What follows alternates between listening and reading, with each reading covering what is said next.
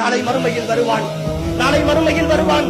அரசர்களுக்கெல்லாம் அரசனாக இருக்கிற அஹ்கமுல் ஹாக்கிமீன், நீளமானவர்களுக்கெல்லாம் மிக நீளமானவனாக இருக்கிற அல்லாஹ்வுடைய சன்னிதானத்தில் வருவான். அன்புக்குரிய சகோதரர்களே, அவன் வருவான். யா அல்லாஹ், இந்த மனிதன் என்னுடைய மானத்தையும் மரியாதையையும் அடுத்தவர்களுக்கு முன்னால் வெளிப்படுத்தினான். யா அல்லாஹ், இவன் என்னை கேவலப்படுத்தினான். யா அல்லாஹ், இவன் இந்த உலகத்தில் என்னை தலைகுனிய வைத்தான். யா அல்லாஹ், இவனை நீ தண்டித்து விடு, இவனுடைய நன்மைகளை தந்து விடு என்று அல்லாஹ்வுடைய சன்னிதானத்தில் அந்த நீதிமன்றத்தில் அவன் வழக்கு தொடுப்பான்.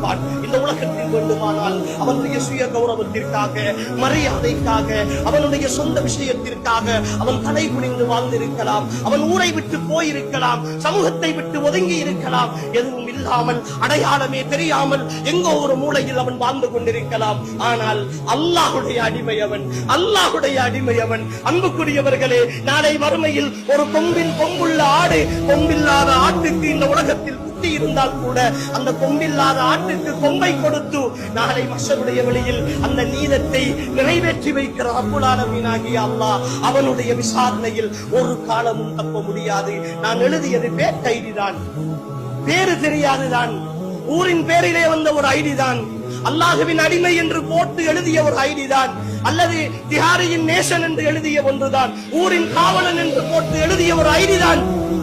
அன்புக்குரியவர்களே, அல்லாஹ்வுக்கு தெரியாமல் இல்லையே, என் ரகசியங்கள் தெரியாமல் இல்லையே, நான் எந்த இடத்தில் இருந்து யாரை பற்றி எப்படியான வாசகங்களில் எழுதினேன் என்பதை தெரியாமல் இல்லையே.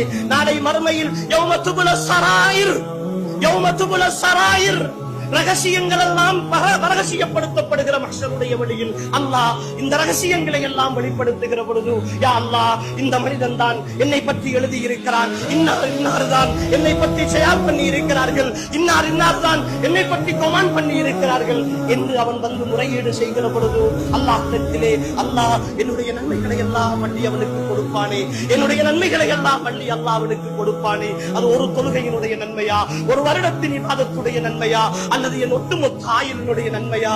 தெரியாதே சகோதரர்களே.